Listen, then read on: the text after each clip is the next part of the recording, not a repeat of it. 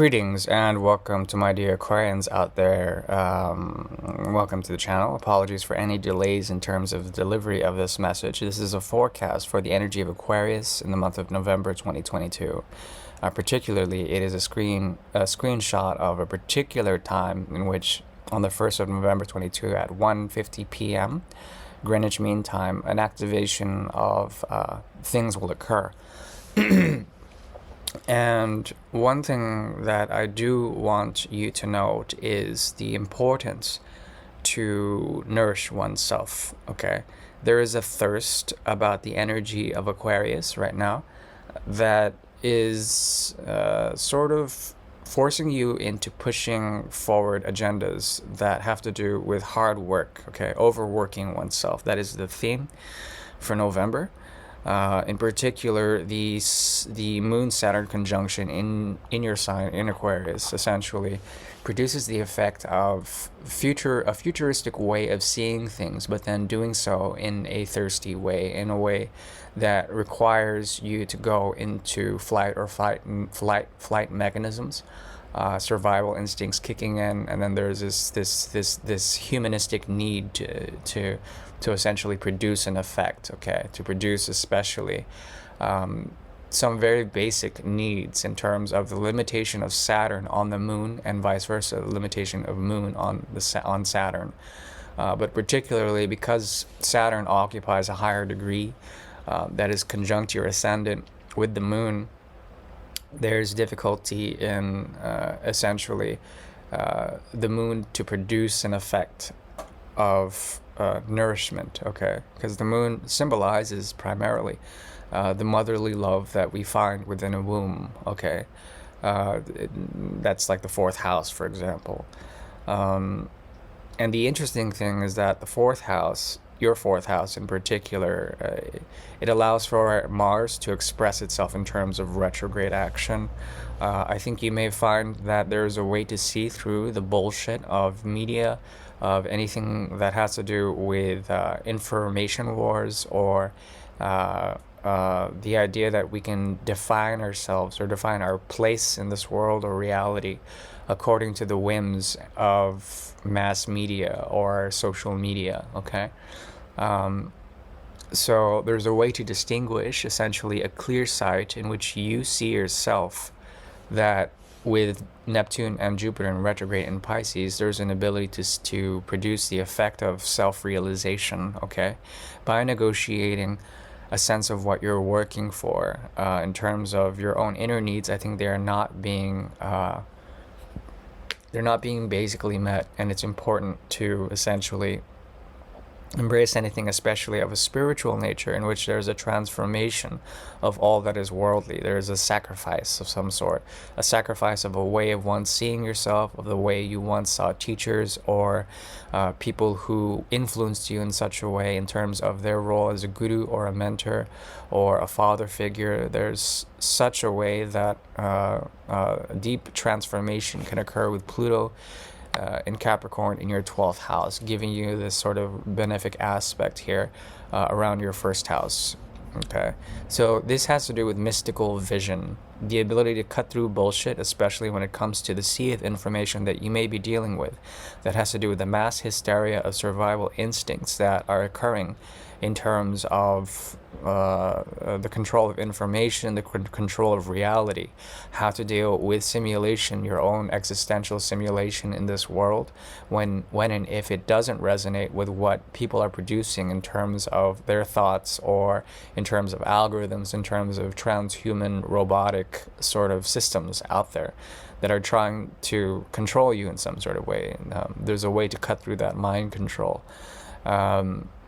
One thing that I find that is extremely poignant in your reading, in particular for the month of November, is a stellium that is activating the 8th and 9th houses, okay? The houses of transformation, depth, complexity, the house of Scorpio into the house of Sagittarius, in which there is a possibility of transforming through crisis some very deep and intense traumas that are rooted to the Muladhara chakra, in particular, with Ketu and this conjunction of the Sun, Venus, and Mercury. The Sun will combust all this energy and bring light to some of the darker aspects of yourself, as well as of society, as well as anything that has to do with this survival instinct. Also, the bridge between materialism and spirituality is being traversed right now, and it's important to know that any transformations you go through on the path to some sort of spiritual deep insight, in terms of Scorpio's energy and the sun in the 8th house, there's an ability to cut through the bullshit and find the real authentic pulse of it all. Okay.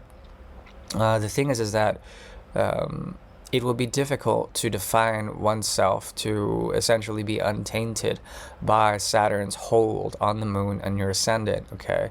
There will be difficulty in negotiating the axis of fixity within the cross of Scorpio, Taurus, Aquarius, and Leo, okay? Nothing's being aspected heavily on your descendant right now, which is a good thing, meaning that people won't fuck with you, and that's a good thing. However, you might be wary of certain friends that are feeling unstable or instable in any way, shape, or form. Also, you might know that these people or friends or siblings, your neighborhoods, are going through some sort of negotiation with their own wealth, their own sort of reality, and having to deal with that in terms of the transformation that you may be going through. It might be completely different in nature. There's furthermore to be said about your ruler Saturn. There is a dominant aspect here that allows for a stratification of your physical body as opposed to your emotional body. So there has to be a balance struck between the two. There has to be some sort of direct correlation, and there is. But if you're not taking care of yourself on a physical level, and I'm not a doctor, it is important to do so. And the best way to do so is to nourish oneself in terms of, I would say, the solar energy, okay? Get more sunlight, as well as get proper rest and sleep, as well as hydration is very important for this month. But the greatest aspect I see here, the most benefic, has to do with this sort of Jupiter and Neptune in retrograde in Pisces, okay? Creating a harmonious aspect with the transformation that occurs in terms of vision, the visionary with Pluto and Capricorn, which allows for essentially you to see yourself, to see through the bullshit, and to also end anything that does not produce the proper effect of respecting your space, okay? Respecting your space. Now we'll move over to the Great Mirror. The Great Mirror is a tool devised by the Order of the Twin Sun in order to see particular karmas that may exist for the energy of Aquarius. We're gonna shuffle 8 times, so 4 more.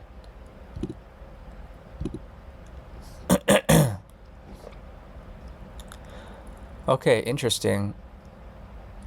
There's a realm of self-empowerment here that has to do with the duplicity of Mars. Mars is currently in retrograde, and it has to do with it splitting itself in terms of the house of information, the house of lower education, but also the house of the mind, okay?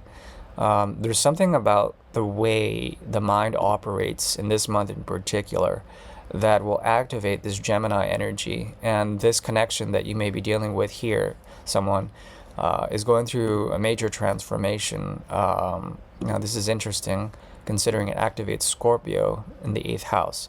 You may be dealing with someone this month, and this could be also a version of yourself, a shadow self of you, that is slightly different in terms of Martian energy, okay? But Mars is heavily activated. Look to Mars to actually give you a sense of right doing. The irony of this Mars is that it's sort of it's in retrograde, so there's sort of a nerfed quality to it. It's sort of subdued or restricted in such a way that it cannot produce the right actions. At the same time, the way the mind operates in terms of its own seclusion, its own identity, its own sort of safe space is being challenged right now. And the idea here is to go through the proper transformation, dealing with a version of yourself that will go through this death and regeneration sequence that will unite yourself with yourself, okay? You could also be dealing with someone in terms of a mirror. I don't see that in the astrological chart. I don't see very much being aspected in the 7th house. Aside from vertex. At any rate, what I see here is a way to essentially become empowered by losing essentially some of the expectations, as well as some of the drives or the motivations that have to do with lack mentality. It's important that you loosen your grip and that you don't sort of try to hold on too much onto what you have, because of the sort of saturated element that goes through time and space, the saturated feeling that things are fleeting. There's an ability for you to come to some sort of gross realization. Okay, it has to do with innocence and purity. It has to do with a way of seeing things in such a way that not much action is taken. This is intended to prevent pain or to prevent numbness, one or the two. I think ultimately, though, it is also produced to come up with a sense of authentic truth. Ultimately, this is a connection, and it could be with yourself, it could be with another, that has to do with essentially coming forth with the realm of experience, the ability to also understand where certain tensions or certain drives or motivations are coming from, how there may be a type of numbness in terms of the in terms of what you see through this person, whether it's someone else or if you see it as yourself, how you can see that that person is going through a process of death and regeneration, feeling numb in it all. And there's the produce effect of finding the right platform in all of this, okay? The idea here is to essentially not be trapped by the mind, and to come up with a realm of experience that will be beneficial in terms of Jupiter. Once Jupiter goes direct, I do see this this situation panning out quite wonderfully in terms of the axis of the 3 and the 9. So ultimately, the takeaway is to allow for anything that has to do with sun's energy to infuse you with enough energy in terms of self-awareness and producing the effect of lightness, okay? And once this is attained, then the transformations that you or someone else may be going through will be understood in terms of its numbness and its produce effect of something that has to do with a platform for sustainability, a platform for the heart and the mind to unite in such a way that it will set you free from any bondage in terms of the mind's trappings, okay? That is the best I can do for this month. I do wish you well. Thank you, and bye-bye.